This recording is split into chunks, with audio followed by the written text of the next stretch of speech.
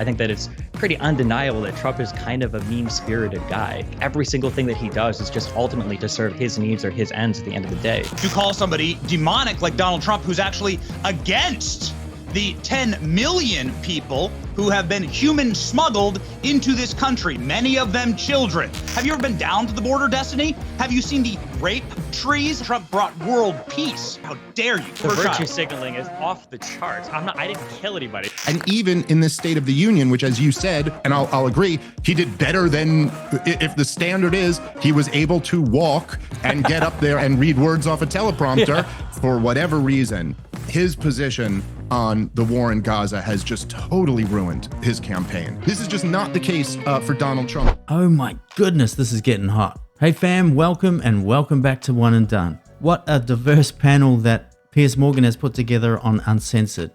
I'll give Piers Morgan full credit. He has put some great panels with different perspectives, different opinions, and it's great to see them all coming together and clashing on the one platform. Now, speaking of platform, if you want to help a brother out, help me get to the 1,000 sub club, don't forget to hit the like, smash the subscribe, ring the notification bell, and share this video far and wide. And without more delay, let's get into it. We've got Destiny, Benny Johnson, and Dave banging and duking it out. And this gets super fiery, folks. So without delay, let's jump in and roll the tape. I want to start by playing this is Bill Maher's show from Friday night. And he had Robert De Niro on. He said this about Trump. He's such a mean, nasty, hateful person. I never play him as an actor because I can't see any good in him. Nothing at all. Nothing redeemable in him. I mean, this guy's ridiculous. He really should not be talking unless he's reading off a script. He used to be one of my favorite actors of all time. But he's really coming across as a clown now. He can't see anything good. Father, husband. His children have turned out great. Successful businessman. At least half the country voted him in, or the people that voted him in 2016. I mean, that's ridiculous to say that. And I would say the same about Joe Biden. Now, his attributes and qualities will be very different to Trump, but I'm sure if you dig deep enough, you'd find something of positive attributes. He wins the election. You won't be on the show anymore. He'll come looking for me. There'll be things. And you hear the clapping seals in the background, right? It's so fake and artificial. Things that happen that none of us can imagine. I mean, okay, let's start with Destiny. I got to say, when I saw that, I just thought, really? Isn't this liberals falling into the old trap of over-demonizing Trump to the extent that actually it just helps him? I think that there is an issue when it comes to covering Trump because it feels like there is an over-demonization of Trump, but also Trump is kind of a demon. Like, I think that it's funny because people will look at the left and they'll say that, people are harping too much on Trump's rhetoric or how mean he is towards people on Twitter. But then when you talk to conservatives, it seems like Trump's Twitter behavior is their number one selling point for why they like him so much. Like, yeah, I don't know what he does for policy. I don't know what he does for legislation, but he's got a lot of really good zingers. Like, this is a guy who's known for giving mean nicknames to his debate stage opponents. I don't think it's that crazy to say that Trump has some of the most divisive rhetoric and is one of the meanest people that we've seen as like a world leader on the world stage, at least insofar as like rhetoric and how he addresses people goes. Yeah, but What the heck? The meanest people I've ever seen? There's a laundry list of politicians that you'd put way ahead of Trump. And Destiny, I'm sure he's really just a contrarian, and he definitely suffers from TDS. I always say, you see, about this, that there's a lot of hypocrisy about this based around Trump's rhetoric compared to his actions. For example, with Barack Obama, who obviously didn't tweet incendiary things about people, and was the epitome of kind of civilized presidential public office behavior. But he still deported over 3 million people. He still ran a terrible drone program. He still dropped more bombs in 1 year than any president in modern history. He kept Guantanamo Bay open despite campaigning to shut it, etc. He's the angel, Trump's the devil, and I don't think either's particularly accurate. I don't think I would say that Obama is an angel, but I mean, there's a separate discussion between besides the character of a person and the actual policy positions or things they did in office. I think Trump would lose on both counts, but I mean, separate from policy or, effectuality or ineffectuality as a leader, I think that it's pretty undeniable that Trump is kind of a mean-spirited guy. And then when you look at how he runs his campaign, when you look at how he runs the country, he's a very self-driven person. Like every single thing that he does is just ultimately to serve his needs or his ends at the end of the day. Whether that means throwing political opponents under the bus, whether that means throwing political allies under the bus, whether that means not helping, Georgia's Senate elections because he's so angry that Raffensperger, wouldn't turn over enough votes for him, and now Georgia has 2 blue senators. Like, I don't know, just Trump is a really mean dude. And again, I think the things that Destiny's listing here are affecting Destiny more than affecting anyone else, including Trump and Trump supporters. And this is what TDS looks like. You can only come from one perspective. And yeah, you can switch over and you can look at the foreign policy position too. But I mean, you can talk about Obama's follies, but Trump also abandoned our Kurdish allies in Syria to Turkey. Trump also, inflamed tensions in the Middle East when he recognized, the Jerusalem, moving the embassy over to Jerusalem and the United States' recognition of Israel annexing East Jerusalem and everything. So, yeah, I don't know. I don't think Trump wins on any count where he would come off as a nice guy. Okay, I mean, Benny Johnston, does it matter whether Trump's a nice guy or not? I think people have baked in now what he is. He's a shoot from the hip, guy that loves to talk. He's pretty narcissistic. Okay. He's pretty bombastic. He's pretty pugilistic. If you read his book, The Art of the Deal, he says if somebody punches me, metaphorically or real, I'll punch them 10 times back. There's nothing new about any of Trump's behavior if you have studied his behavior for the last 40, 50 years. He just happens to be a guy who won the White House and right now is actually looking like he's favorite to win it back. And you know what? With Trump, what you see is what you get. People aren't surprised. Well, they shouldn't be. They might act surprised, but they shouldn't be surprised. And the fact that what you see is what you get, I think was part of the reason why we had world peace, why Russia, China, and other countries didn't act, Hamas and Israel, because they know Trump wouldn't have messed around. It's like anything. They want to give people these labels, like racist. Well, let me hear what he's saying and let me judge to see whether he's racist. These people just want to shut people up. No, I'd rather hear what they have to say. And what you see is what you get with Trump. So for all the rhetorical issues around Trump and the supposed meanness, there are tens of millions of Americans who are queuing up to vote for him. Yeah, so let's talk about tens of millions. I particularly take quite a bit of umbrage with the description of Donald Trump as demonic. I think that is quite shocking as a Christian myself to call somebody demonic like Donald Trump, who's actually against the 10 million people who have been human smuggled into this country, many of them children. And this is what I don't get. People get upset over words that Donald Trump says. Listen to what Benny has to say. 10 million illegals, trafficking, drugs, cartels. Why isn't that more important than what Donald Trump tweets or says?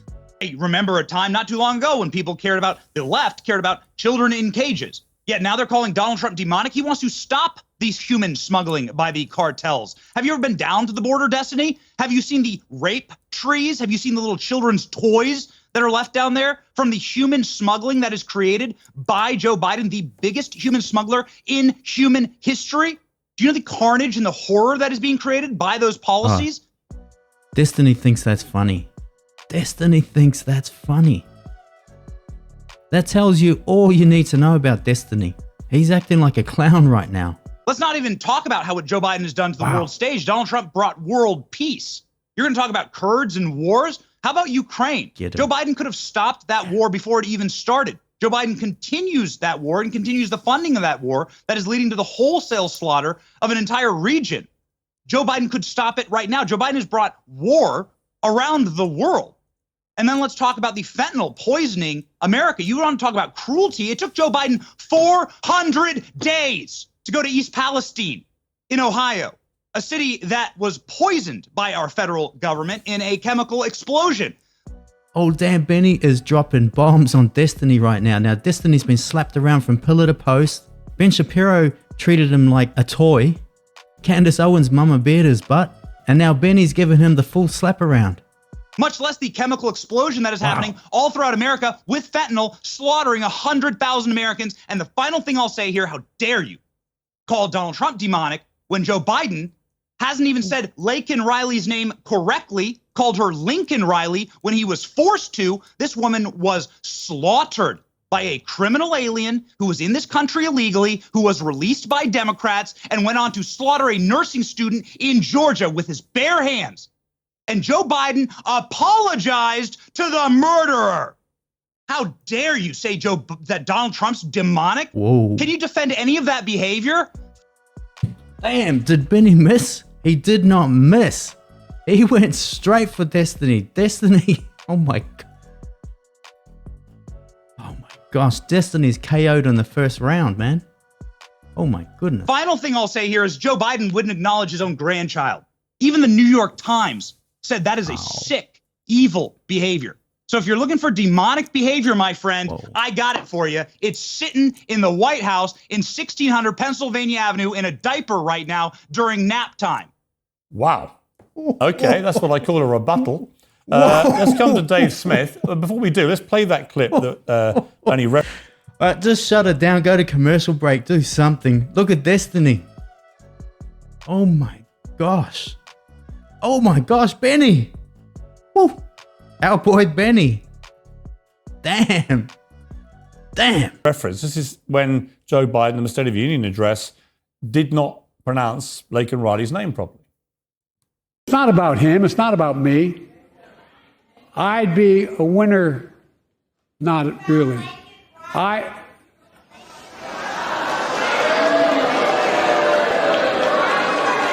Say a name, Joe. Say a name. Lincoln Riley, an innocent young woman who was killed by an illegal. That's right. Yeah. Now, Dave, the issue for Biden. If I may. Sorry, Benny? If I may, just since I brought up the clip, if you don't mind, Piers. Sure. Could I ask Destiny right now, would you like to apologize to Laken Riley's family for her murder, since it's open border Democrat policies that you promote on your program? Would you like to apologize to the parents of Laken Riley for the murder of her the child? virtue signaling is off the charts. I didn't kill anybody, so I'm not going to apologize to anybody for somebody getting killed. But there are unfortunately, there are a lot of people that that get killed in the United States for a large variety of reasons. If anybody gets killed, especially based on the background of this guy, this guy definitely should have been deported. I don't think anybody disagrees with that. But hey, listen, if you want the border stuff to be cleared up so much, why don't you tell Republicans to stop turning into a game in the White House or in Congress and actually approve legislation to get more funding down for the border? Okay. Right now, it's Republicans who pulled the plug on that because Trump wants to maintain the one little bit of electoral advantage you might have, which is you guys trying to stir stuff up over the border. And it's funny also how you frame this all like, oh, they're trying to stop human smuggling. No, they're not. They're just trying to secure the border. Humans are going to be smuggled all over the place, regardless of whether it's into America or not. It's not like Trump actually cares but Destiny, about the truth, Destiny, what I would say about that is, whether you're on the left or right in America, nobody can dispute that the southern border is in complete and utter turmoil. And I'm afraid if you're the president of the United States and you've been there for 3 years, it's on you, right? That's 100% Joe Biden, deep state, whoever. That's their problem. That's their fault. They've been reporting into office for 3 years. And it's just gotten worse. It's intentional. It's intentional. They don't care about human traffickers. They don't care about them.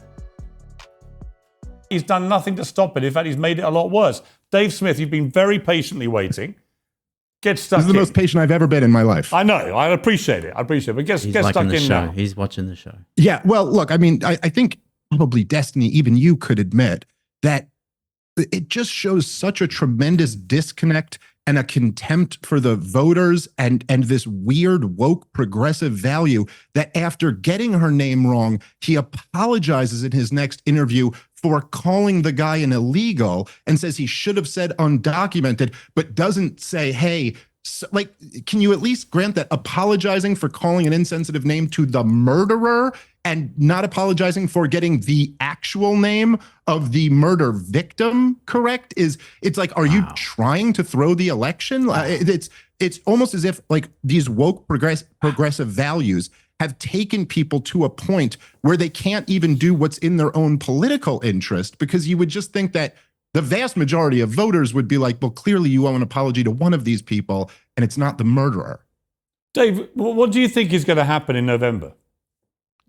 Well, When I you mean, let this is a destiny really answer. a really tough election to predict. I mean, I'll tell you, I think that the three-letter organizations that really run the United States of America and have much more power than the elected representatives, I think they have pretty clearly signaled that Donald Trump returning to the White House is unacceptable to them, and they are going to use whatever means necessary to not let that happen.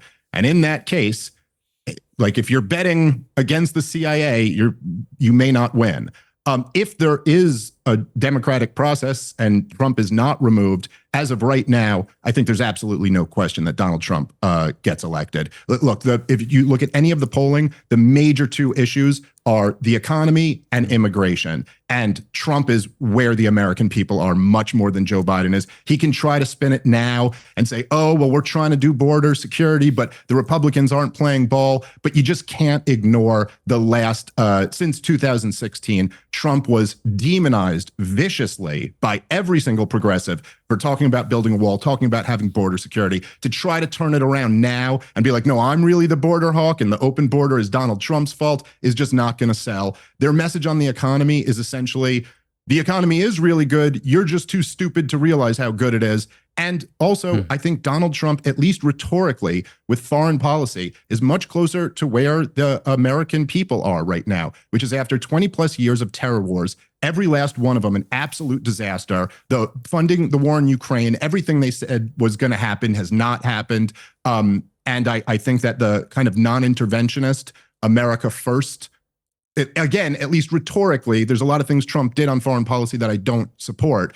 But I think he's certainly much closer to where the American people are than Joe Biden on all of the biggest issues. Destiny. And that's the and by the way, I would just add that is what is appealing to Trump supporters. And I'm not a Trump supporter, but that's what's appealing to Donald Trump supporters, not the fact that he sends mean tweets. And you can talk to any Trump supporter. What's really fascinating to me. Yeah, and I think he's hit that right on the head.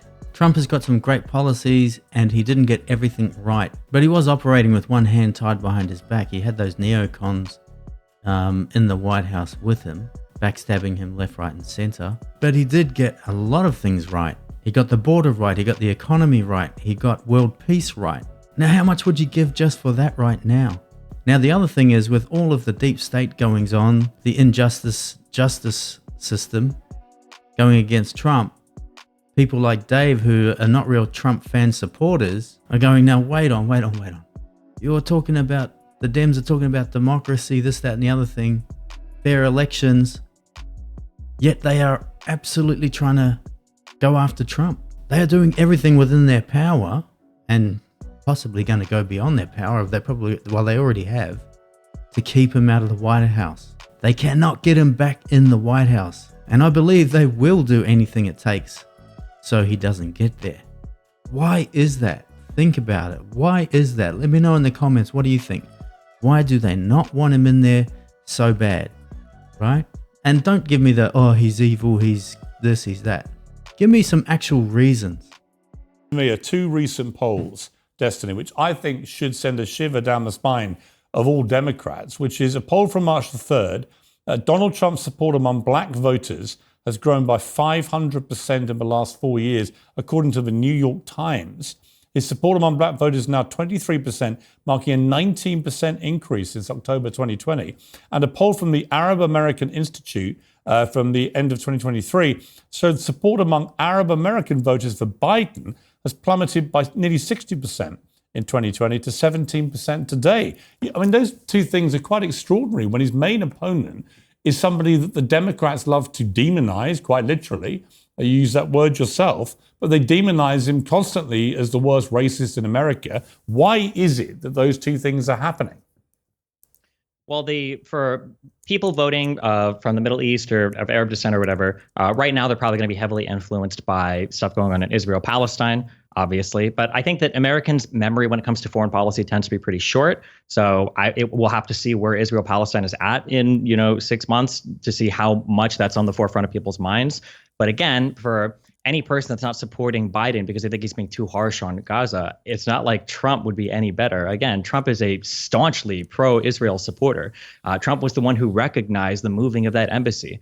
The idea that The idea that Donald Trump is going to try to rein in the leash on Israel more than Biden has is ridiculous. As for minority votes for Trump, again, it's hard to say. Everything is so up in the air. There were just some polls that came out recently that show that there was.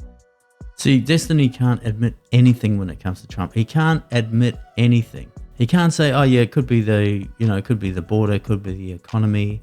Just like Robert De Niro gives all this hate, but gives you no actual facts or reasons why he's thinking along these lines.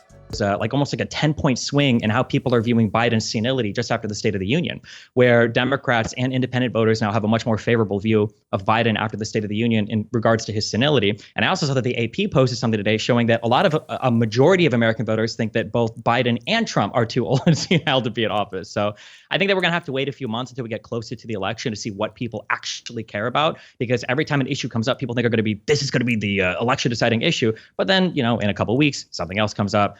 In a month or two, something completely different is being talked about, and we'll see what happens when the actual election rolls around. I would like to remind people, though, for as much as people say, this is why Trump is popular, this is why most Americans support Trump, Trump has never won a popular election in the entire history of the United States. But Destiny is not about the popular vote. You know that. It's a republic. Part of the reason it makes it so unique. Otherwise, the big cities would dominate all of the elections and they all lean left.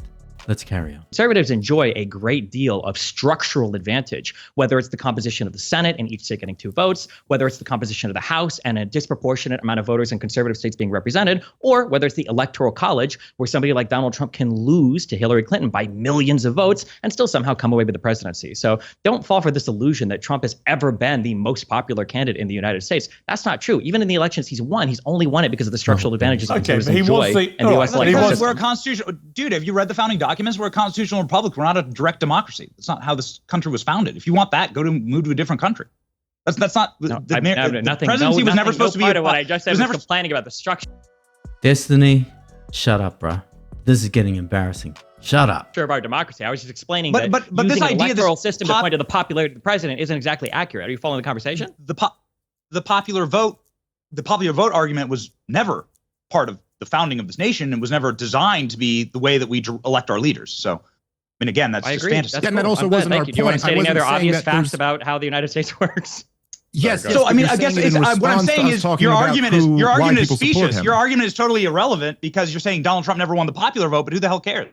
Yeah, look, I think the bottom line is let me just jump in a minute. Let me jump in. I think the bottom line is, regardless, Donald Trump won the White House in 2016, and all the polls suggest he might well win it again, which for a guy who literally was never a politician, but was a real estate magnate and a TV star, is pretty sensational, and some might think pretty damning of the American political system. One of the reasons, Benny, I think that Trump is so popular with so many Americans is he does not behave like a regular politician. It's part of his charm to them. And one of the examples I would give was his reaction after the Biden State of the Union thing. He put out some Snapchat filters morphing Biden's face into Pinocchio, a woman, and a dog. And we have some pictures here. And you can't look at that and not laugh. I mean, even if you hate Trump, it's funny, right? Also caps, it won't go into effect until 2025.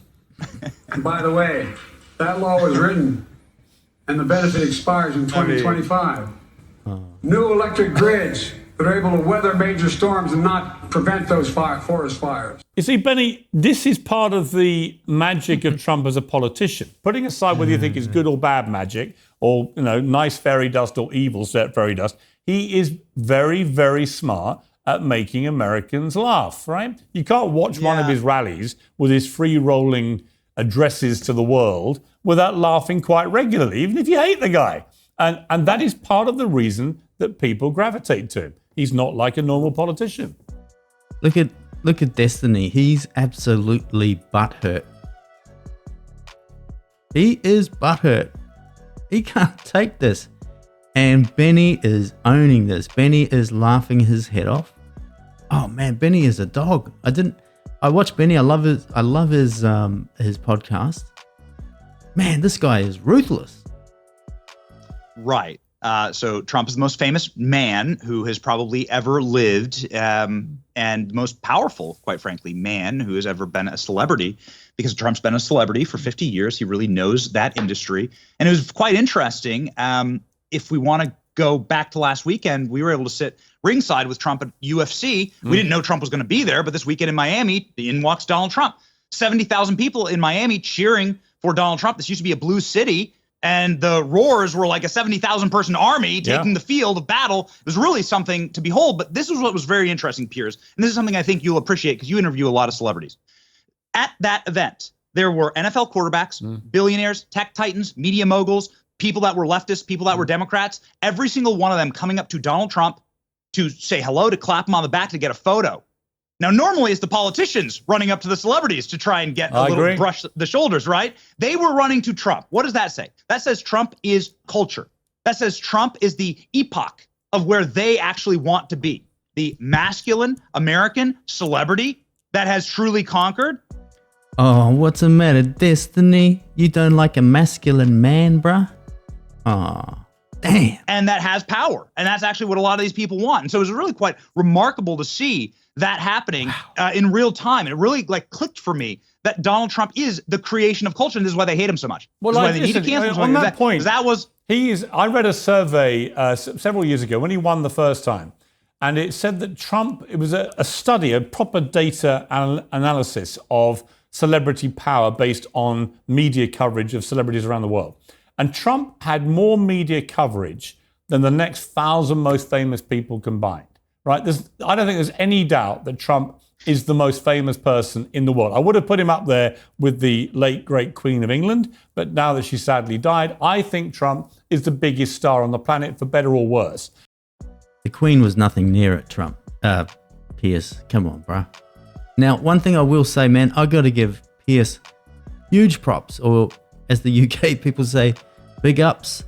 Piers Morgan. I mean, he has some great panels on these days, and he's almost running it like a podcast. Now, there's plenty of things I disagree with Piers Morgan with. However, he is reasonable on a lot of the lunatic left policies, also known as the woke mind virus. And he is pretty good when it comes to that. He has people from opposing. I mean, this panel's going off. Destiny does not know what to do. He just wants to crawl off this podcast right now. He just wants to crawl away and never to be seen again. And that, Dave Smith, is actually a problem for the Democrats. It's been a problem for the other Republican candidates to be nominee. They got completely blown away.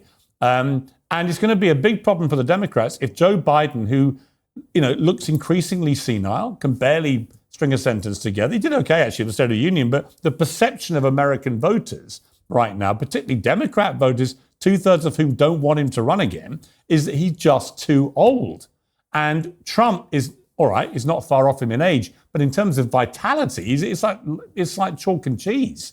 And you combine that with Trump's star power and a general sense of Biden's lost it. And if Biden's a candidate, I think Trump wins.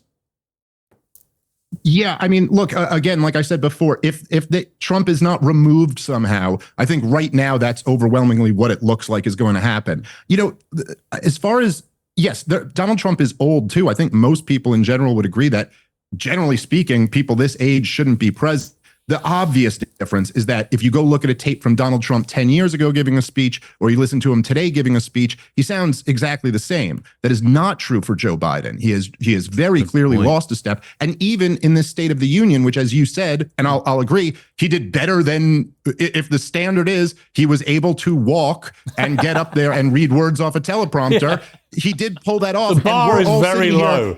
But literally, we're all sitting here going, he pulled it off. He actually spoke words out of a teleprompter. This is just not the case for Donald Trump. And as far as the point of Donald Trump being so famous for so long. Sorry, I got to interrupt. Look at that face. Look at Destiny's face. Oh my God. And that is an amazing point by Dave there, telling us that 10 years ago, Trump's speech is pretty much the same as what it is today.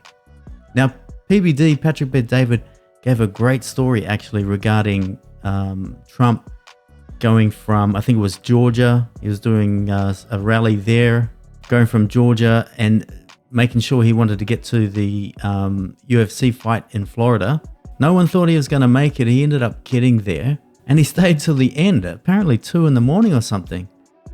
And Patrick was saying that Trump probably didn't get to bed till 4 a.m. Now, if you contrast that with Sleepy Joe, they say Sleepy Joe doesn't get up before 9 o'clock and he goes to bed before 9 o'clock. You can't not deny that Trump's work rate is off the chain. He's knocking it out of the park. Yeah, he's getting up there in age, but oh my goodness, can you tell him that? The guy has got so much drive and motivation. He really, from what I can see, he really wants to save this country. Look, I'll tell you, like I'm a stand-up comedian, so I've performed a lot in my career in front of an audience. And there is something about, like when you first start stand-up, it's a very nerve-wracking experience to go up in front of an audience. After you've been doing it for a long time, you're kind of used to it. Donald Trump, from the minute he started running, when he would go into the debates, if you can just imagine, put yourself in Jeb Bush's position. You've been the brother of the president, the son of the president. Very successful You're a governor governor. down in a successful governor. But have you ever been on that stage before? On that big of a stage? And called that was low the energy biggest Jeb. one. The moment he said low That's energy right. Jeb, he either looked like he had low energy or he overcompensated and looked Right. like a Duracell bunny. Either way, he was toast. But why is it Donald Trump gets out there? He's already been hosting the #1 television show in the world. He gets out there and cracks his neck and he's like, I'm right where I belong. Let's go to work. And I think that is a big advantage over other politicians question. who tend to be dorks. No question. Now, I want to come back to Destiny. I want to give you a little bit of fun here, Destiny. We're having a lot of fun at Biden's expense. But this lady, Katie Britt, who popped up after the State of the Union to give the Republican response. Let's take a little look at her in action. Good evening, America. My name is Katie Britt, and I have the honor of serving the people of the great state of Alabama in the United States Senate. However, that's not the job that matters most. I am a proud wife and mom of 2 school-aged kids. My daughter Bennett and my son Ridgway are why I ran for the Senate. I'm worried about their future and the future of children in every corner of our nation.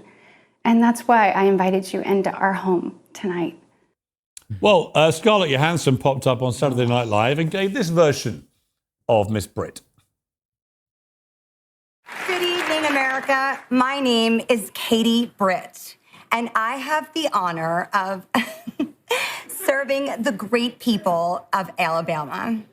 But tonight, I'll be auditioning for the part of Scary Mom. And I'll be performing an original monologue called This Country is Hell. You see, I'm not just a senator.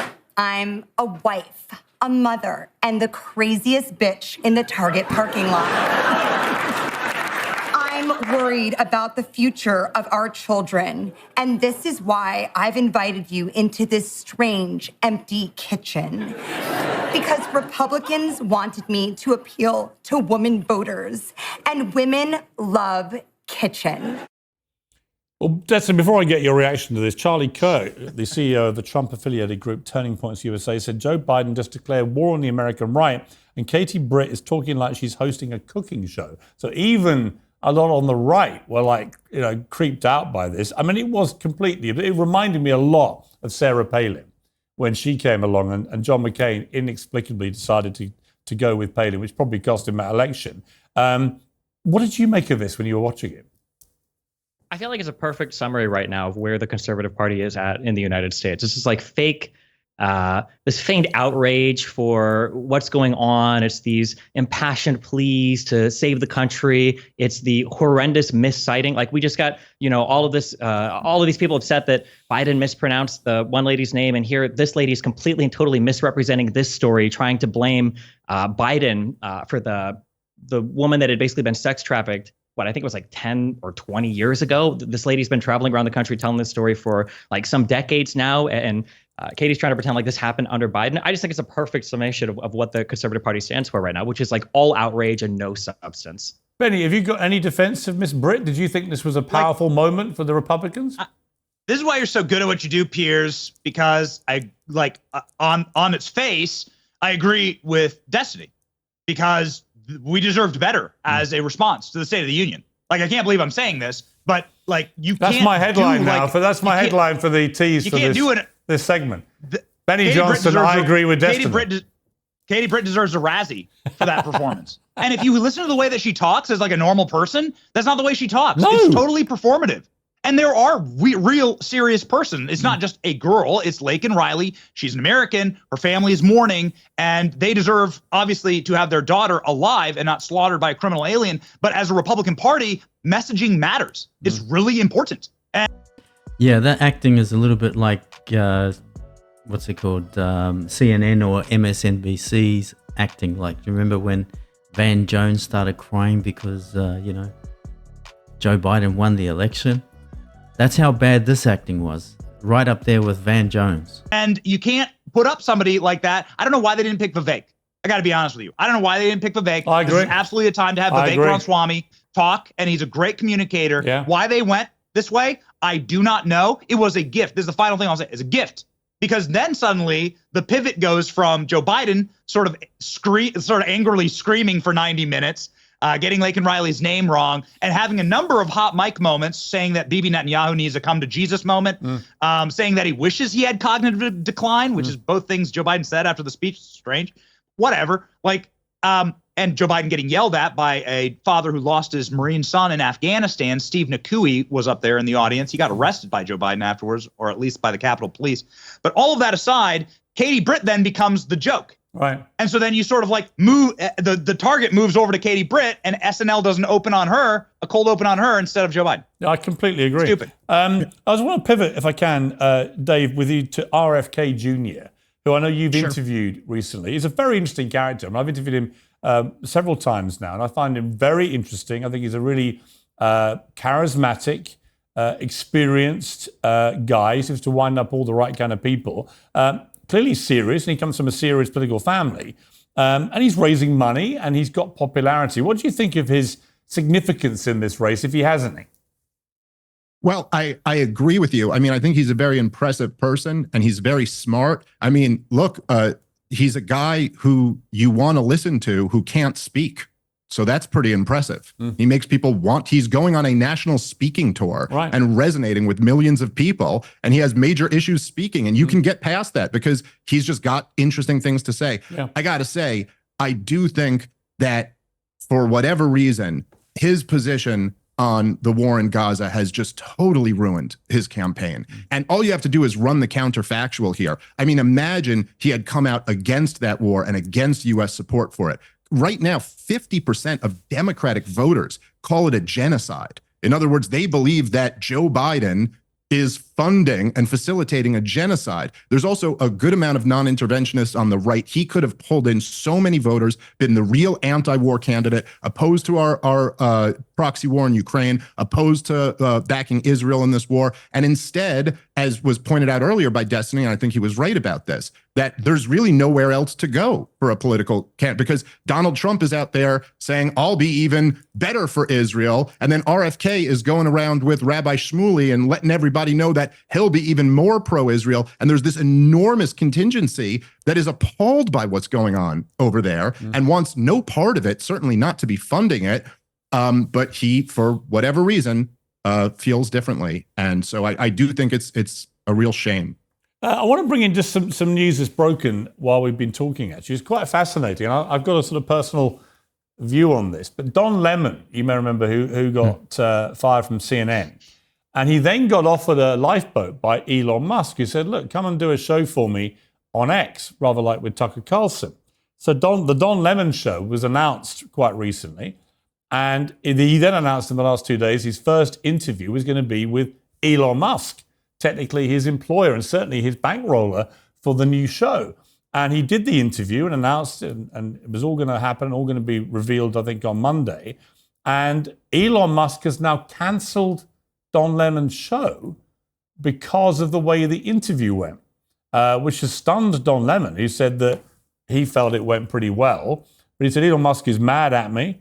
It doesn't change my relationship with him, except that it'll have to now be on YouTube. X have come out and said the Don Lemon show is welcome to publish his content on X, but we, like any enterprise, we reserve the right to make decisions about our business partnerships. Not to cover consideration, decided not to enter a commercial partnership with the show. I mean, Destiny, Elon Musk is a mercurial character. In my view, he's a genius who's done incredible things.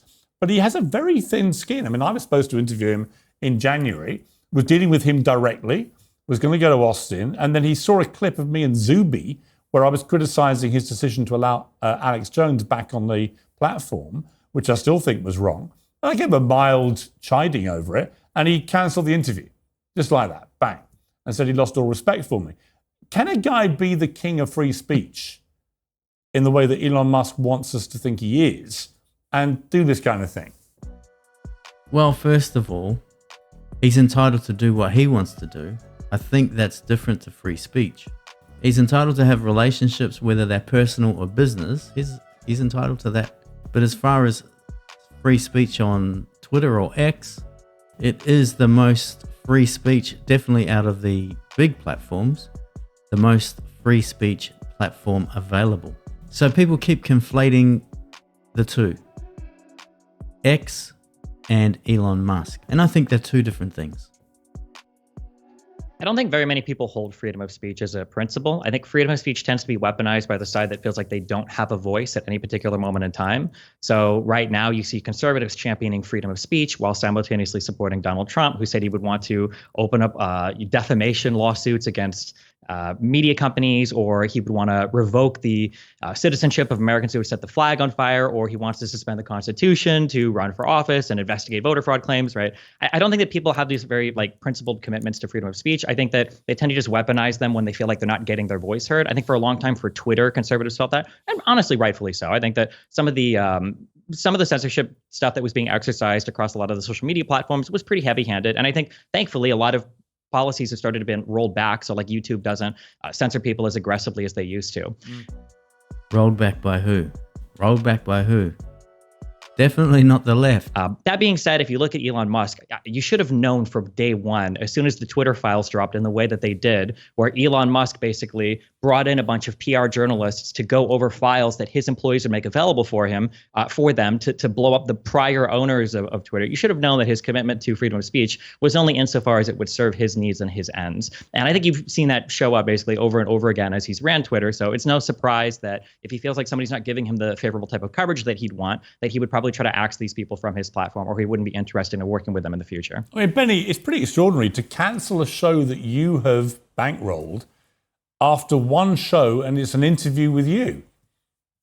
So I think we're missing the entire point here, which is the difference between Twitter 1.0 and X. I call it Twitter 2.0, Elon's Twitter.